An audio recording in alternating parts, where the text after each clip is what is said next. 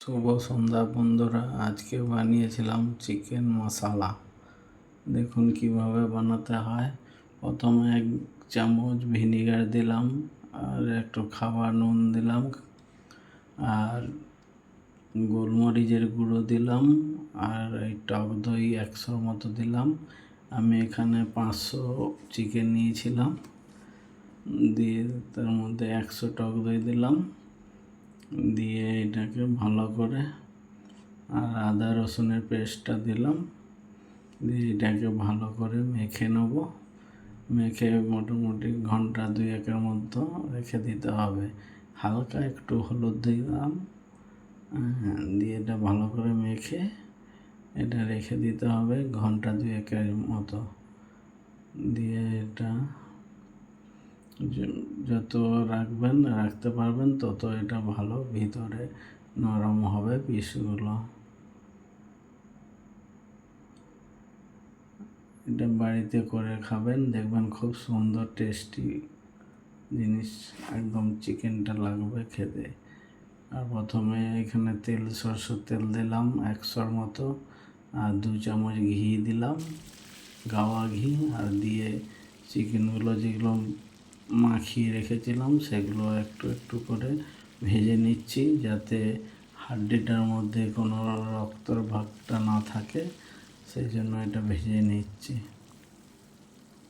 একে একে করে সব ভেজে নিলাম। এরপরে মশলা করছি, দেখুন ওই তেলটার মধ্যেই করবেন। তেজপাতা দিলাম, শুকনো লঙ্কা দিলাম, এটা হচ্ছে গোটা গরম মশলা, লং, ছোট এলাচ, বড় এলাচ, জায়ত্রী, আর আপনার হচ্ছে গোটা গোলমরিচ দিয়ে এটা করলাম। তারপরে পেঁয়াজগুলো কেটে রেখেছিলাম সেগুলো দিয়ে দিলাম, দিয়ে এগুলো একটু লাল হওয়া অবধি ভাজতে হবে ভালো করে, হালকা আঁচ দিয়ে। গ্যাসের একটু স্লো রাখবেন, দিয়ে ভাজবেন, দিয়ে আদা রসুনটাকে দিয়ে দিলাম। এটা ভাজছি, এটা ভাজা হয়ে গেলে দেখুন কেমন লাগে। ভাজা হয়ে গেলে একদম